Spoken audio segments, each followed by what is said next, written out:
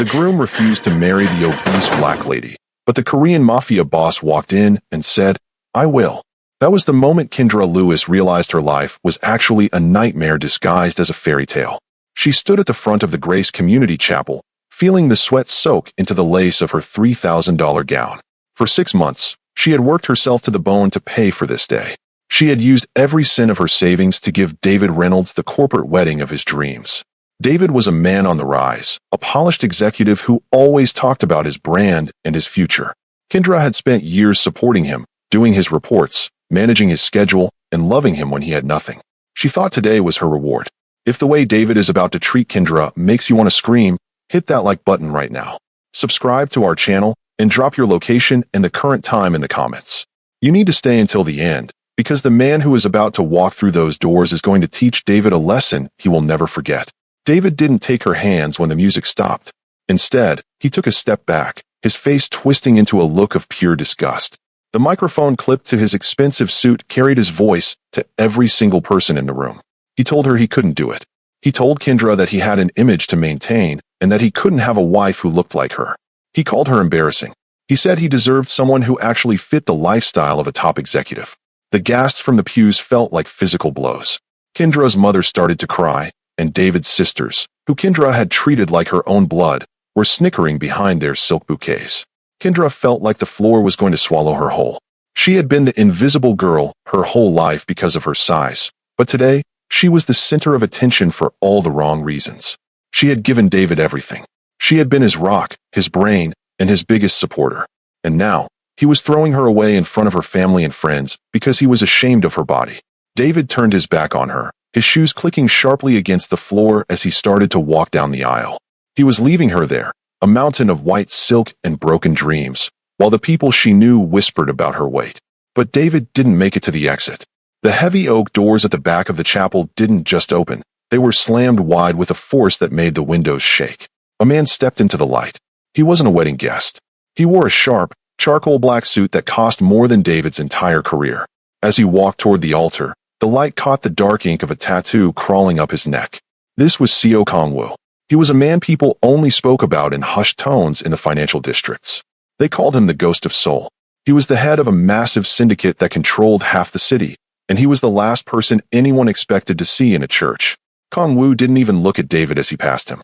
David actually scurried to the side of the aisle to get out of the way, looking like a scared child. Kong-woo walked straight up to the altar and stood in front of Kendra. He didn't look at the priest or the shocked crowd. He reached out and used his thumb to wipe a single tear from Kendra's cheek. His touch was light, but his eyes were like cold stone. He turned to the priest, his voice a deep baritone that commanded the entire room into total submission. He said that if the fool didn't want a diamond, then he would take her. He told the whole church that he would marry her right now. The room exploded in confusion, but Kong-woo didn't blink. He grabbed Kendra's hand, and for the first time in her life, she felt like she was standing next to a king. Seo Kong-woo didn't wait for a response from the priest, who looked like he was about to faint. The air in the chapel had changed from the scent of lilies to the heavy, electric feeling of power. Every person in those pews was holding their breath. Kendra looked up at the man standing beside her. She knew him, but only from a distance. As a forensic accountant, she had spent weeks digging through the complex financial records of one of his companies. They had met only once, in a cold, glass-walled office where he had watched her work with an intensity that made her heart race. She thought he was just another client. She never thought he was watching her for a reason. Kendra whispered to him, her voice shaking so hard she could barely get the words out. She asked him what he was doing and told him he didn't even know her. But Kong-woo leaned in close, so close she could smell his expensive cologne and the faint scent of something metallic. He told her that he knew her better than the coward David ever did. He called her the most brilliant woman in the city.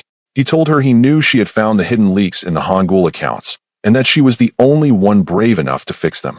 He said she was a queen trapped in a world of small-minded people who weren't fit to breathe her air.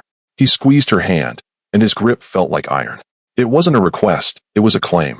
Down the aisle, David Reynolds had regained some of his courage, which was his first mistake. He started shouting, asking who Kong-woo thought he was, and telling him to get away from his wedding. But Kong-woo didn't even turn around. He just made a small gesture with his hand.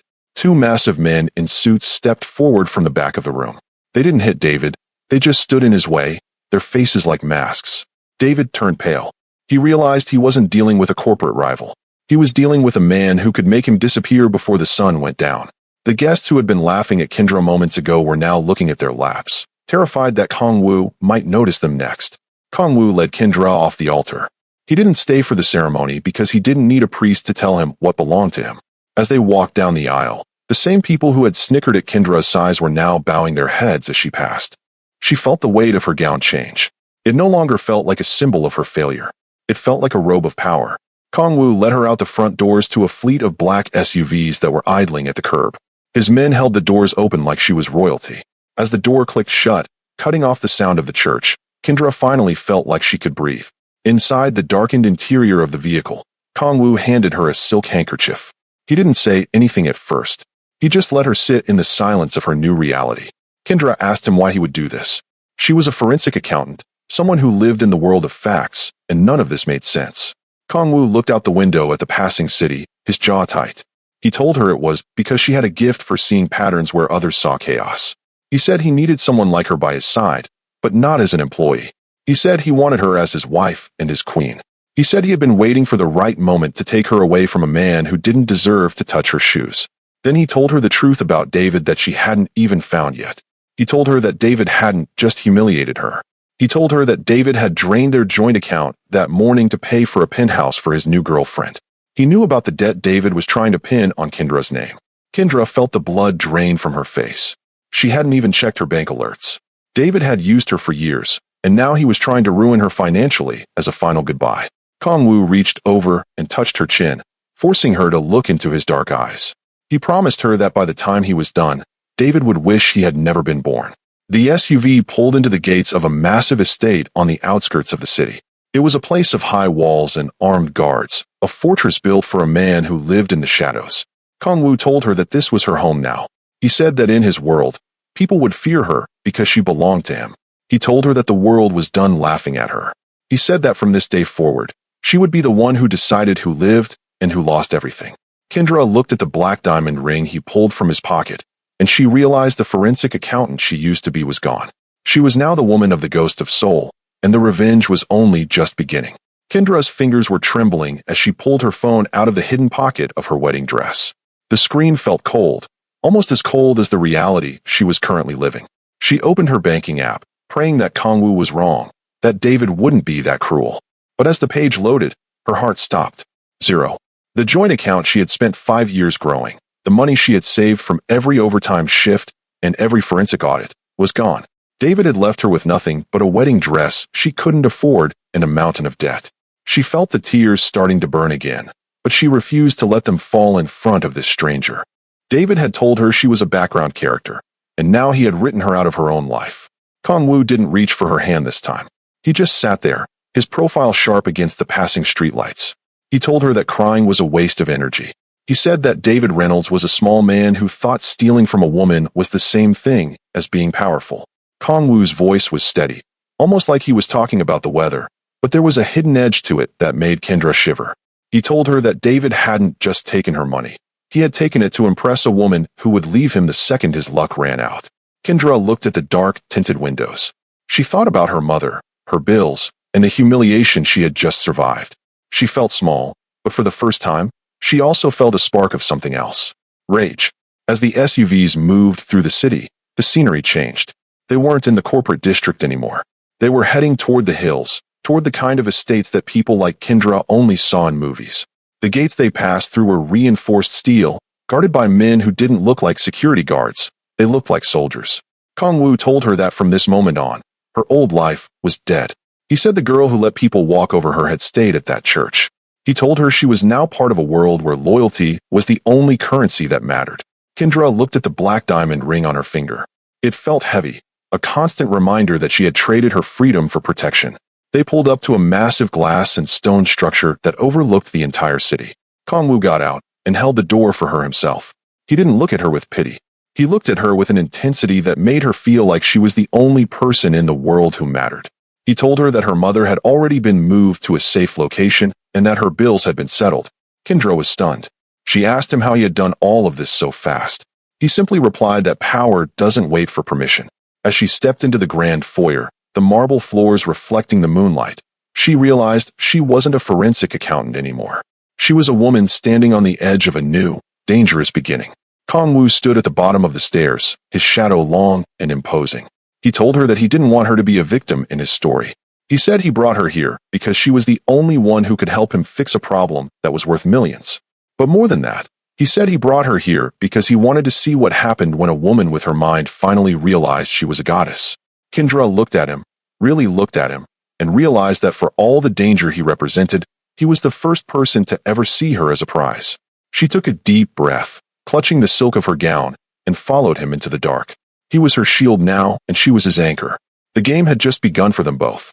David had no idea what was coming. Kendra was ready to take everything back from the world. Kendra stood in the middle of the master suite, and for a moment, she couldn't move. The penthouse was a masterpiece of glass and steel, with views of the city that made the world look like a toy box. But it wasn't the view that took her breath away. It was the closet. Kong Wu had told her he replaced her wardrobe, but she hadn't expected this. There were rows of silks, wools, and leathers, all tailored perfectly for a woman with her curves. These weren't the clothes she usually wore, the loose, dark outfits meant to make her disappear into the background. These were bold colors, deep emeralds, rich burgundies, and midnight blues. They were designed to be seen. She touched the sleeve of a silk dress, the fabric feeling like water against her skin. For years, David had told her she should wear black to look smaller. He made her feel like her body was a problem that needed to be hidden. But as she looked at these clothes, she realized they were made to celebrate her. There were no plus-size labels here. There was only luxury. She realized then that Kong Wu hadn't just bought her clothes. He had bought her a new way of seeing herself. She pulled on a deep red gown that draped over her hips, the fabric hugging her in all the right places. For the first time in her life, she didn't look in the mirror and see a fat girl. She saw a powerful woman. The door to the suite opened, and Kong Wu stepped inside. He had removed his jacket and rolled up his sleeves, revealing the intricate tattoos that covered his forearms. He stopped when he saw her. He didn't say anything at first. He just stood there, his gaze traveling slowly from her head to her toes. It wasn't the way men usually looked at her, with either judgment or hidden laughter. It was a look of pure, unadulterated appreciation. He walked toward her, his footsteps silent on the thick carpet. He stopped just inches away, and the heat radiating from him made Kendra's skin tingle. He reached out and traced the line of her shoulder, his thumb brushing against the silk. He told her that she had spent too long listening to people who were blind. He said that in his culture, a woman with her presence was seen as a sign of wealth and health. He told her that David was a fool who wanted a trophy he could control, but he wanted a woman who could stand beside him. He said she was magnificent. Kendra felt a rush of heat that had nothing to do with the room's temperature. It was the slow burn of being truly seen by a man who didn't care about social rules or corporate images. Kong Wu told her that tonight, they would begin their work. He said the men who were stealing from him thought they were smart, but they hadn't met her yet. He promised that while she worked to find his money, he would work to make her feel like the queen she was. He told her that he didn't want her to hide anymore. He wanted her to walk through his world with her head held high, knowing that anyone who dared to look at her with anything but respect would have to answer to him. Kendra looked at her reflection in the glass, the city lights shimmering behind her. She realized she wasn't just safe, she was empowered. She was no longer running from her past. She was stepping into a future where she was the most dangerous woman in the room. She was his queen now, and nothing could stop them. He smiled for the first time, and the world outside seemed to wait for her command. David was nothing but a ghost now. Kendra was finally, truly, absolutely free. Numbers have a funny way of telling the truth when everyone else is lying. For Kendra, sitting in a high-tech office surrounded by monitors felt more natural than standing at an altar. David had always mocked her job, calling it boring and saying she was just a glorified bookkeeper. But as she sat in the silent, glass-walled room at the CO estate, she knew she was the most powerful person in the building. Kong Wu had handed her the encrypted ledgers of his legitimate shipping companies, and within 2 hours, Kendra had found what his best security teams had missed. This wasn't just a small accounting error. This was a massive, deliberate theft. Someone deep inside his organization was moving millions of dollars into accounts linked to the Hangul syndicate. She leaned back in the ergonomic chair, her eyes tired but her mind racing. David Reynolds had stolen her savings to buy a girl a penthouse, but these people were stealing an entire empire to fund a war. The scale of the betrayal made her stomach turn. She wasn't just looking at spreadsheets. She was looking at a map of a planned execution. If this money kept moving, Kong-woo's legitimate businesses would collapse, leaving him vulnerable to his rivals. She realized then why he had been so focused on her during their one brief meeting months ago. He didn't just want a wife. He needed a genius who could see the invisible threads of a conspiracy. When the door opened, she didn't jump. She felt the change in the air before she heard his footsteps. Kong-woo walked in, carrying 2 cups of steaming black coffee. He set one down in front of her, his hand lingering near hers for just a second. He asked her what she had found. Kendra didn't use big words or try to impress him. She just pointed at the screen and showed him the pattern. She explained how the money was being diverted through a series of shell companies in Panama and then cycled back into local accounts. She showed him that the person doing it was likely his own chief financial officer. Kong-woo stood behind her chair, his hands resting on her shoulders. The weight of his touch was grounding. He didn't look at the screen with anger. He looked at it with a cold, terrifying focus. He told her that he had suspected a leak for a long time, but no one could prove it. He said his men were good at violence, but they were blind to the quiet movements of money. He leaned down, his face inches from hers, and told her that she had just saved more lives than she could imagine. Kendra felt a rush of pride that she hadn't felt in years. With David, she was always too much or not enough. With Kong-woo, she was the key to his survival. He told her that he had been right about her. He said she was a titan disguised as a girl who thought she was invisible. Kendra looked up at him, and for the first time, she didn't feel the need to hide her face or pull her shoulders in. She felt like she belonged in this high-stakes world of shadows and secrets. But the discovery came with a price. Now that she knew the truth, she was the primary target for the people who were stealing the money. Kong-woo promised her that his men would never leave her side, but Kendra knew that the game had shifted. She wasn't just a rescued bride anymore. She was a major player in a mafia war that was about to get very loud. If you can't believe the level of betrayal Kendra just uncovered, you need to hit that subscribe button right now. We are just getting started, and you don't want to miss the moment Kong-woo finds out who the traitor really is. Drop a comment with your city and the time you're listening. Do you think Kendra is safe now, or did she just put a target on her back? Stay tuned, because the next chapter changes everything. The library at the CO estate was a place where the air felt old and heavy, filled with the scent of leather books and expensive cigars. It was nearly 3 in the morning, but Kendra couldn't sleep. The data she had uncovered earlier was still screaming in her head. She sat in a massive velvet armchair, wrapped in a silk robe that cost more than her car. The silence of the house was absolute, but it wasn't a peaceful silence. It was the kind of quiet that felt like a predator waiting in the grass. She jumped when she saw a shadow move near the fireplace. Kong-woo was sitting there in the dark, a glass of amber liquid in his hand. He didn't apologize for startling her. He just watched her with those dark, unblinking eyes. He told her that he had spent most of his life watching people, trying to figure out their weaknesses so he could use them. He said that when he saw her at the auditing firm months ago, he tried to find her weakness, too. He thought it would be her insecurity or her desire for a fairy tale wedding with a man like David. But the more he watched her, the more he realized her only weakness was that she didn't know how powerful she was. He said he had watched her stay late every night, fixing other people's mistakes without asking for a single thank you. Kendra looked at the fire, feeling the heat on her face. She asked him why he cared so much about a stranger. Kong-woo got up and walked over to her, his movements fluid and dangerous. He stood over her, looking down like a man who had finally found something he had been searching for his whole life. He told her that in his world, people were either sharks or bait. He said he had spent his life surrounded by sharks who wanted his throne and bait that wanted his money. But Kendra was something different. She was a woman who saw the truth even when it was buried under a mountain of lies. He said he didn't just want her mind, he respected it. He told her about the vow he had made when he took over the syndicate. He had promised himself that he would never let a woman into his world because love was a liability. He said he had spent years being this silent god, a man who didn't feel and didn't care. But watching her stand at that altar, ready to give her heart to a man who wasn't fit to touch her, had broken something inside him. He said he couldn't let a diamond be thrown into the trash by a fool like David. He reached out and touched her hair, his fingers lingering on the soft curls. For the first time, the touch wasn't about protection. It was about desire.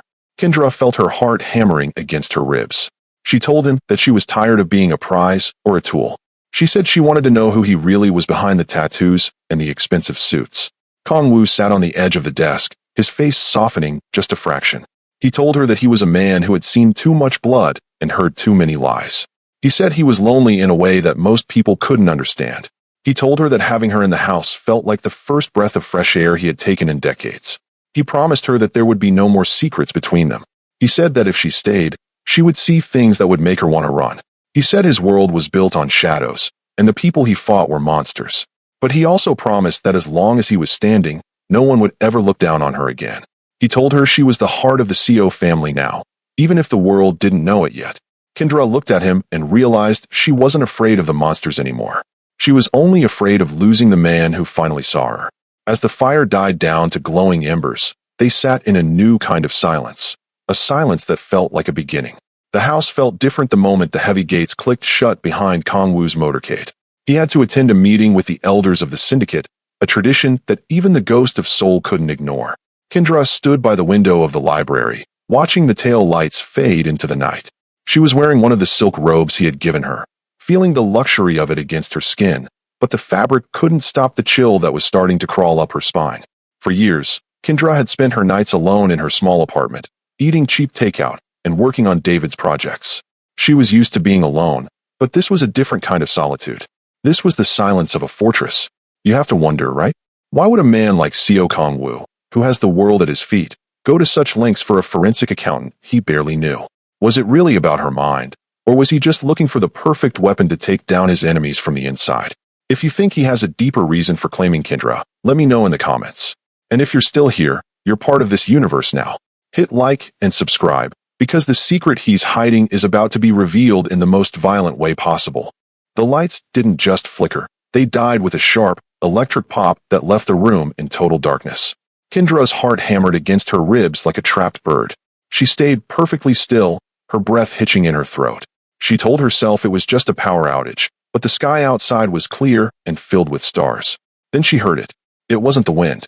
It was the muffled sound of suppressed gunfire followed by the crystalline crash of the glass doors in the grand foyer. Kendra's first instinct was to run, but her legs felt like lead.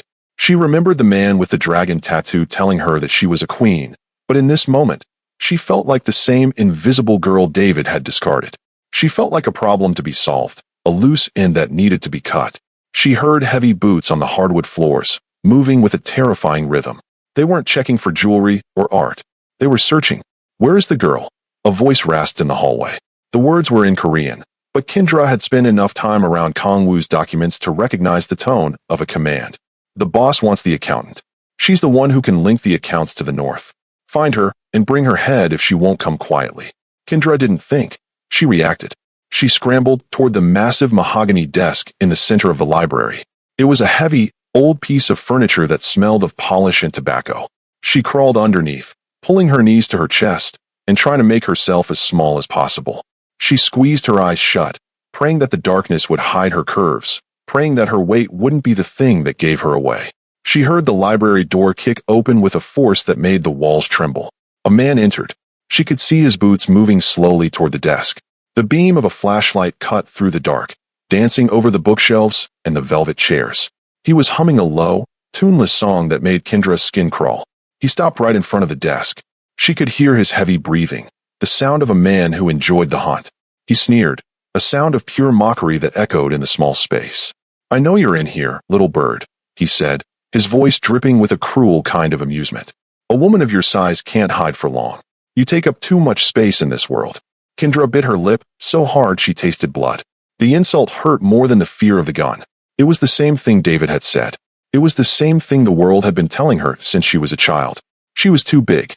She was too much. She was a target. She felt the man's hand reach under the desk, his fingers searching for her hair. She wanted the floor to open up.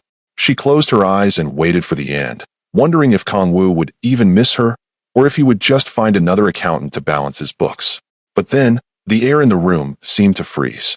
A silver blade whistled through the dark, embedding itself in the doorframe with a sharp, vibrating thud just an inch from the intruder's ear. The hunt was over, and the ghost had finally returned to claim his own. The intruder didn't even have time to scream.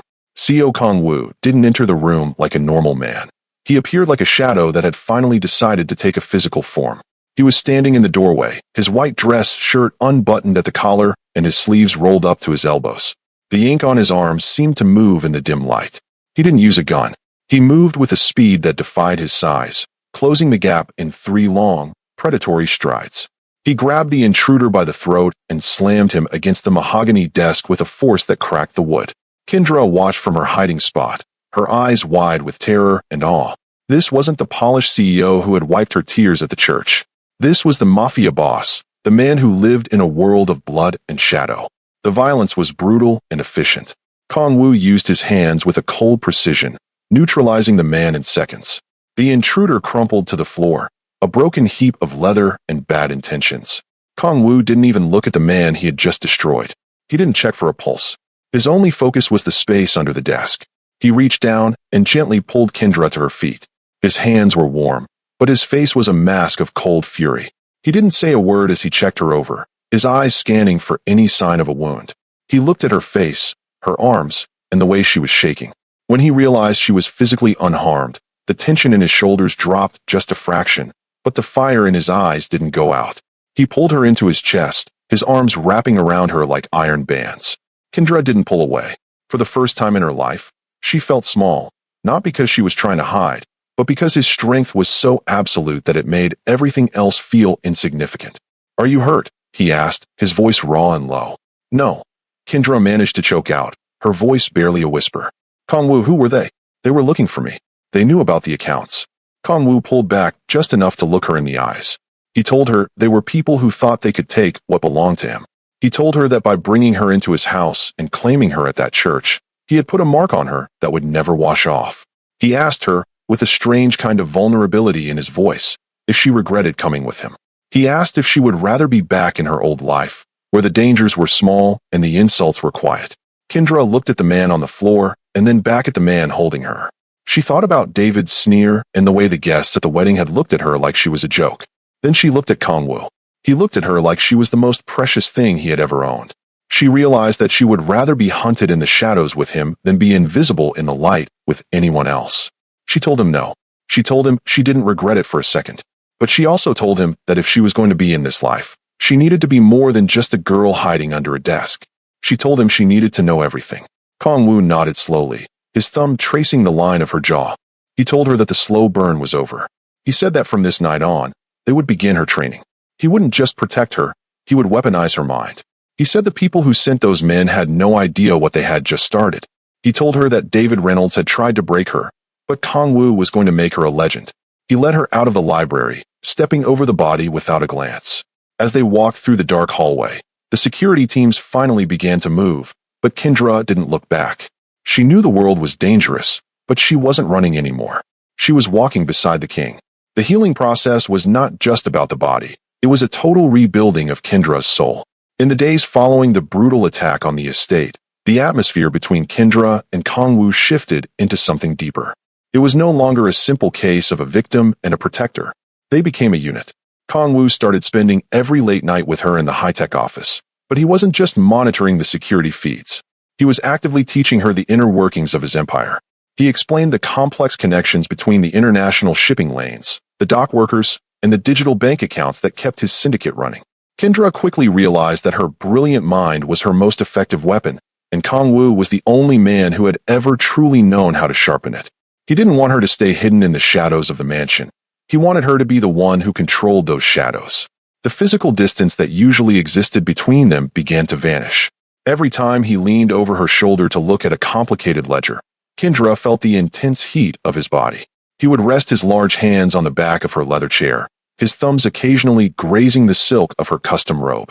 It was a slow, agonizing burn of attraction that made her heart race more than the sound of gunfire ever could. He never pushed her for more than she was ready to give. He never demanded her affection. Instead, he simply existed in her personal space, claiming her with every lingering look and every quiet word of sincere praise. He told her she was a titan, a woman built to lead an empire. When she looked in the mirrors now, she didn't see the broken girl who had been rejected at the altar. She saw a woman who was rapidly becoming the heart of a powerful syndicate. The emotional healing was the most surprising part of the experience.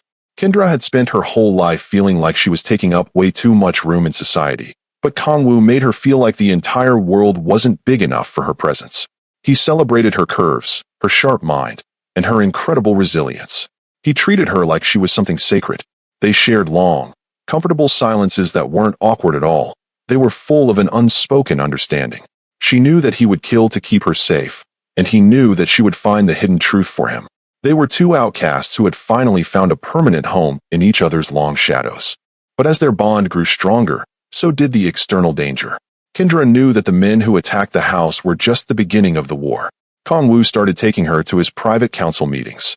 He didn't introduce her as a mere assistant or a guest. He introduced her as the woman who had his complete and total trust.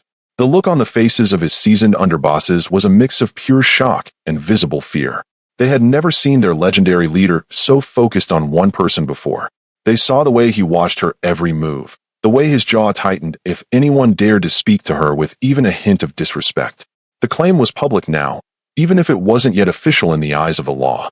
Kendra felt the massive weight of her new position, and she carried it with a dignity that made her old life feel like a distant, bad dream. She was no longer running away from her problems. She was learning how to hunt the people who created them. Every night ended with a quiet moment together, a shared drink, and a look that promised a beautiful future. The fire in the hearth was nothing compared to the heat between them. It was a silent, powerful transformation that was turning a broken bride into a legendary queen of the underworld. While Kendra was finding her inner power, David Reynolds was slowly losing his mind. He had once been the golden boy of the corporate world, but after Kong Wu's dramatic intervention at the chapel, David's life had become a total disaster. His bank accounts were frozen, his reputation was in the garbage, and the girl he had cheated with had vanished the moment his money disappeared. He was broke, humiliated, and desperate for a way out. But David was the kind of selfish man who never took any responsibility for his own failures. In his twisted head, Kendra was the sole reason for everything bad that had happened. He hated her because she had found someone who actually saw her worth, and he hated her because she was finally free of his control. He didn't want to just survive. He wanted a brutal revenge. David knew he couldn't fight a man like Kong Wu directly. He was a coward who always preferred to strike from the dark. He went to the only people who hated the ghost of Seoul as much as he did. He sought out the desperate leaders of the Hangul Syndicate, the rivals who were currently losing millions of dollars because of Kendra's forensic audits. David offered them a trade. He gave them personal information about Kendra's life that Kong Wu didn't even have yet. He told them about her family, her daily routine, and her deepest, most private fears. He sold her out for a chance to get back his expensive lifestyle. He didn't care that he was putting her mother's life in imminent danger. He just wanted to see her crawl back to him on her knees, begging for mercy. He was a rat who had finally found a hole to hide in, and he was ready to bite the hand that had once fed him. The news of David's betrayal hit the estate like a physical blow to the chest. Kong Wu's extensive intelligence network quickly found out that David had fled to the rivals, and he wasn't going alone. He had brought them a list of Kendra's closest relatives, specifically targeting her elderly mother who lived alone. Kendra's heart felt like it was being crushed by a cold, heavy hand. She had thought her family was safe from this world, but David's obsession with hurting her was much deeper than she ever realized. He wasn't just trying to get his stolen money back. He was trying to destroy the only thing she had left to love. The power imbalance had shifted again. David was no longer just a joke or a memory. He was a weapon being used by men who knew how to kill without a single second of hesitation. Kong Wu didn't react with the frantic panic that Kendra felt. He sat behind his desk, his face looking like a piece of cold, carved obsidian. He told her that this was the heavy price of being a queen. He said that enemies will always go for the heart when they realize they can't reach the head of the organization. He promised her that her mother would be protected by his best men, but Kendra could clearly see the weight of the situation in the way his dark eyes narrowed. David had given the rivals the one thing they needed to make Kendra stop her audits: leverage. If they took her mother, they could force Kendra to delete all the digital evidence she had found. They could try to force her to betray the only man who had ever truly saved her from herself. Kendra felt the walls of the massive estate closing in on her. She had worked so hard to build a new life, to feel strong and capable, but David's return made her feel like that humiliated girl at the altar all over again. She felt exposed and vulnerable. She realized that David's knowledge of her past was a poison that could ruin her entire future. But she also saw the cold rage in Kong Wu's eyes, a fire that was growing larger with every passing second. He didn't look at her with pity. He looked at her with a protective fury that made the large room feel small. He told her that David Reynolds had just made his final mistake on this earth. He said that by involving her family, David had signed his own death warrant in blood. The rat had come back, but the dragon was ready to burn everything down to save her. Kendra's phone buzzed on the table, a harsh sound in the library. She didn't recognize the number, but her gut twisted with dread. When she pressed play on the video, Her world stopped. There was her mother, tied to a chair in a dark room. Her mother's eyes were wide with terror. Behind her stood David Reynolds, looking smug and pathetic. He held a gun loosely while his other hand rested on her mother's shoulder. He looked into the camera and laughed, a sound that made Kendra's skin crawl. He told her he knew she was listening. He told her her new life was about to end unless she gave him what he wanted. He demanded the decryption keys for the Hangul files. He said she had 1 hour to send the files, or her mother would pay for her wedding gift. He laughed again, and the screen went black. Kendra's breath hitched, and she felt the room spinning. She was ready to give him everything. She was ready to hit delete on her career if it meant her mother could go home safely. She began to type with shaking fingers, her mind a blur of panic. She didn't care about the syndicate or the money. She just wanted her mother to be safe. But before her finger could touch the send button, a warm hand clamped over hers. Kong Wu was standing beside her, massive and immovable. He didn't look at the phone. He looked at her with a focus that pulled her back from a cliff. He took the phone from her hand and, with one deliberate squeeze, he crushed the device until the glass shattered. He didn't blink as the electronics died in his palm. He threw the wreckage onto the floor without a word. Kendra let out a scream and began hitting his chest with her fists. She called him a monster. She told him that was her mother, the only person who had ever truly loved her. She begged him to let her save her mother. But Kong Wu didn't move. He caught her wrists and pulled her close, forcing her to look into his dark eyes. He told her they do not negotiate with insects. He said if she gave David the files, her mother would die anyway because cowards like David don't leave witnesses. He told her giving in wasn't how you save people. He said you save them by taking away the air until the enemy can't breathe anymore.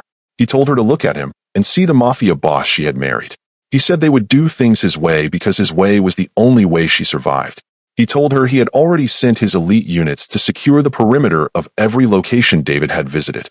He said his technicians were already tracking the digital footprint of the video upload. He promised her that by sunset, David would realize that touching the CO family was a mistake you only make once. Kendra felt a cold calm settle over her soul. She stopped hitting him and let out a shaky breath. She realized she wasn't alone and that she had the most dangerous man in the city in her corner. She stood up and looked at the broken phone. She realized that crying was a waste of energy when there was work to do. She told Kong Wu she wanted to be the one to find the location. She told him her mind was the only thing that could bypass David's security. Kong Wu didn't say a word, but he reached out and touched her chin, lifting her head so their eyes met. He told her they were going to finish this together and that she was never going to be the invisible girl again. They walked out of the library, leaving the broken phone behind. Kendra felt a dark sense of purpose. David thought he was playing a game with a victim, but he was actually facing a queen backed by a dragon. The hour was ticking, but the ghost of Soul was already hunting, and the revenge was going to be final. She felt the weight of the black diamond on her finger, a symbol of power. They stepped into the hallway where the guards were already waiting for orders. Kong Wu led her toward the command center, his hand resting firmly on the small of her back. The command center was buried deep beneath the estate, filled with screens showing every corner of the city. Kendra sat in front of a console, her eyes focused on the raw data behind the video David had sent. Her mother was out there, and Kendra knew her mind was the only thing that could find her. Kong Wu stood behind her, his hand resting on the back of her neck. He didn't rush her. He simply waited, his presence a constant reminder that he believed in her brilliance. Kendra felt the familiar rhythm of the numbers, the way they shifted like a language only she could speak. She wasn't just an accountant today, she was a hunter. She ignored the fear and focused on the code, looking for the one mistake David had made while trying to be a villain. She found the discrepancy in the metadata quickly. David had tried to mask his location using a proxy server, but he was sloppy. He had used a public signal from a warehouse district that had been shut down for years. Kendra traced the signal back, bypassing the firewalls until she saw the truth. It was a cold storage facility on the south side, a place owned by a shell company David had helped set up when he was still an executive. Kendra felt a surge of adrenaline. She pointed at the screen, showing Kong Wu the exact coordinates. She told him her mother was there, in a room that didn't appear on any official blueprints. She felt a cold sense of triumph. David's past greed had just given her the key to his current hiding spot. Kong Wu leaned down, his face close to hers. He studied the map for a second before nodding to his head of security. The room exploded into activity as tactical teams began to mobilize. But Kong Wu stayed focused on Kendra. He took her face in his hands, his thumbs tracing the line of her jaw. He told her her mind was the most dangerous thing in his arsenal. He said while David thought she was just a girl he could bully, she was actually the one who had just signed his death warrant. He told her they were leaving now, and he wanted her in the command vehicle. He said he wanted her to see the result of her work. He wanted her to witness the moment her life truly changed forever. For a second, the tension in the room seemed to vanish. In the middle of the chaos, Kongwu leaned in and kissed her forehead. It was a soft gesture that didn't fit the brutal world they were in. It was a promise. He told her he was going to bring her mother home, and then he was going to make sure Kendra never had to look over her shoulder again. Kendra felt a wave of relief and determination. She stood up, her shoulders back, her head held high. She was done being the victim. She was done being the girl who hid under desks or cried at altars. She looked at the man who had claimed her and realized he hadn't just saved her from David. He had saved her from her own doubt. As they walked toward the elevators, Kendra felt a sharp focus. She wasn't afraid of the warehouse or the men waiting inside. She knew David was expecting a broken woman. He had no idea she was coming for him with the full power of the CO syndicate behind her. She was the one who had found him. She was the one who had mapped out his downfall using the very tools he once mocked. Kongwu opened the car door for her, and as they sped through the dark streets, Kendra felt a dark sense of justice. David had tried to use her heart against her, but he forgot her mind was the one thing he could never control. The hunt was ending, and the queen was ready for her victory. The rain was hitting the roof of the armored command vehicle like 1,000 tiny needles. Kendra sat in the dark, her eyes glued to the bank of monitors showing the warehouse in high-definition thermal heat. She could see the glowing orange outlines of the men inside. She could see her mother, a smaller, trembling shape tied to a chair in the center of the room. David was there too, his outline pacing back and forth, a jagged shape of nervous energy. He looked small on the screen, a tiny man trying to play a big game he didn't understand. Kongwu sat beside her, his hand resting on the holster at his hip. He wasn't looking at the screens. He was looking at her. He told her to watch closely because this was the moment she stopped being a victim and became the woman everyone feared. He signaled his team with a single word into his headset. The move was silent. On the screens, Kendra watched as the Ghost of Soul units moved through the shadows of the facility. They didn't kick in doors or shout. They slipped through the vents and the broken windows like a dark liquid. Kendra felt her breath hitch as she saw 3 tactical shapes close in on the room where David was holding her mother. She wanted to look away, to hide from the violence she knew was coming. But Kongwu's hand moved to her shoulder, grounding her. He told her to keep her eyes open. He said she needed to see the price of betrayal. David was shouting now, his voice crackling through the hidden microphones Kendra had helped plant via the digital hack. He was screaming about the money and the files, his voice high and thin. He had no idea the room was already full of his own ghosts. David thought he could auction off the woman he discarded like trash. He thought he could use her heart to break her mind.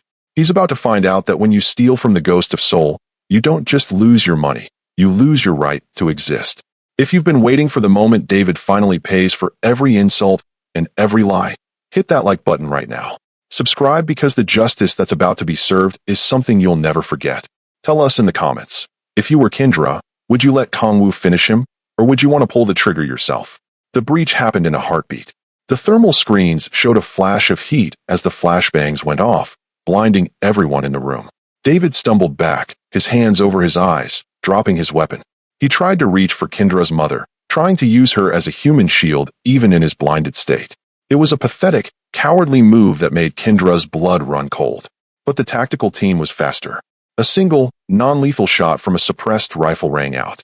Kendra saw David's shoulder light up on the thermal feed as the bullet hit, spinning him around. He hit the ground hard, his arm useless, his power gone in a second. The men in black were on him before he could even let out a scream. Kongwu stood up, his presence filling the small space of the command vehicle. He told Kendra it was time. He opened the door, and the cold, wet air of the south side hit her face. It didn't feel like a threat anymore. It felt like freedom. They walked toward the warehouse, the heavy boots of the guards echoing on the wet pavement. Kendra didn't feel the fear that had defined her life for so long. She didn't feel like the obese girl who was a burden. She felt like a queen walking toward her throne.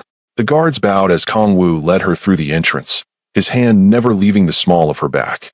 The interior of the warehouse was cold and smelled of old oil, but Kendra only had eyes for the room at the end of the hall. When they walked through the door, the scene was one of total dominance. David was on his knees, his face pressed into the dirty concrete, his expensive suit ruined and soaked in his own blood. Her mother was being untied by a medic, her face a mask of shock and relief. Kendra ran to her, the silk of her own dress rustling against the grit of the warehouse floor. They held each other, and Kendra felt the last of her old life falling away. She looked over her mother's shoulder at the man on the floor. David was sobbing now, a wet, pathetic sound that filled the room. He was begging for his life, talking about how he was sorry and how he could make it up to them. He looked up and saw Kendra, and for the first time, there was no mockery in his eyes. There was only the absolute terror of a man who realized he had tried to play God alone. Kong-woo didn't look like a man who had just won a war. He looked like a man who was just starting one. He walked over to David Reynolds and looked down at him like he was a stain on a piece of fine silk. He didn't use his gun. He didn't even raise his voice. He knelt down, his expensive charcoal suit hovering just inches above the blood and dirt, and he whispered something into David's ear. Kendra couldn't hear the words, but she saw David's face go pale, his eyes wide with a horror that was deeper than physical pain. Kong-woo told him that death was too easy for a man like him. He told him that from this second on, David Reynolds was dead to the world anyway. He already used Kendra's findings to strip David of every single cent he had ever made. He had erased his social security number, his credit history, and his professional licenses. He told David that he would be allowed to live, but he would live as a ghost. He would be a man with no identity, sleeping on the streets of the city he once tried to rule, always knowing that Kendra was sitting in a palace he could never enter. Every time he felt the cold or the hunger, he would remember the woman he called embarrassing. He would remember that while he was starving, she was the heart of the most powerful empire in the world. He would be a living reminder of what happens when a small man tries to humiliate a queen. David was dragged out of the warehouse by two of Kong-woo's men. He didn't fight back. He looked like a man who had already been erased. Kendra watched him go, and she felt a strange sense of peace. The anger was gone. The hurt was gone. There was only a clean, cold clarity. She turned back to her mother, who was looking at Kong-woo with a mix of fear and gratitude. Kendra took her mother's hands and told her she was safe now. She told her that they were going home to a place where no one could ever touch them again. She realized that the forensic accountant who lived in a small apartment was gone. She was someone else now, and she liked the person she had become. Kong-woo walked over to them, his face softening as he looked at Kendra. He didn't say anything about the violence or the money. He just asked if she was ready to leave the past in this warehouse. Kendra looked around at the cold, dark walls and the broken man who was being hauled away. She thought about the church and the laughter and the years of feeling like she didn't deserve a seat at the table. She looked at the man who had seen through her insecurities to the sharp mind beneath. She told him she was ready. She told him she was done with the shadows. As they walked out into the night, the rain had stopped, and the city lights were reflecting in the puddles like diamonds. Her mother was tucked safely into one of the SUVs, surrounded by guards who treated her with the same reverence they gave to Kong-woo. Kendra stood by the car door, looking up at the sky. She felt light, as if a massive weight had been lifted from her shoulders. She realized that she wasn't just safe because of Kong-woo's guns. She was safe because she had finally claimed her own power. She had used her mind to save her family and her future. She was the one who won. Kong-woo opened the door for her, his eyes warm and proud. They drove away from the south side, leaving the ruins of her old life behind. The past was closed, and the claim was about to happen. This final chapter brings the story to its emotional and cinematic conclusion, focusing on Kendra's ultimate transformation and the definitive claim by Seo Kong-woo. The moon was high over the estate when we finally returned. The air was crisp, and the silence was no longer heavy with secrets. It was a silence of victory. Kendra stood in the grand foyer, her mother already resting in the guest wing under the care of the best doctors money could buy. She looked down at her hands. They were still the same hands that had typed through the night to save an empire, but they felt different. They didn't feel like the hands of a woman who was meant to serve others. They felt like the hands of a woman who was meant to rule. Kong-woo was standing by the large glass doors that led to the gardens. He had changed into a fresh black shirt, the sleeves rolled up just enough to show the dragon ink on his skin. He didn't look like a man who had just dismantled a human being's entire life. He looked like a man who had finally found his peace. He walked toward her, the sound of his shoes on the marble floor the only noise in the room. He didn't say a single word until he was standing directly in front of her. He reached into his pocket and pulled out a small black velvet box. He told her that the ceremony at the chapel earlier that week had been a complete farce, a cheap play put on by a small man who didn't understand the value of what he had in his hands. He said that today wasn't about a wedding, it was about a coronation. He opened the box, and Kendra's breath caught in her throat. It wasn't a traditional diamond. It was a massive, pear-shaped black diamond, surrounded by small rubies that looked like drops of blood under the chandelier light. It was dark, beautiful, and dangerous. He told her he wasn't asking her to be his wife out of pity or because she needed protection from the world. He told her he was asking because he couldn't envision his empire without her brilliant mind, and he couldn't accept his bed without her beautiful body. He took her hand, his skin warm and firm against her cold fingers. He slipped the ring onto her finger, and it fit perfectly, as if it had been waiting for her since the day she was born. He looked her in the eyes and said he claimed her, Kendra Lewis, in front of his men, his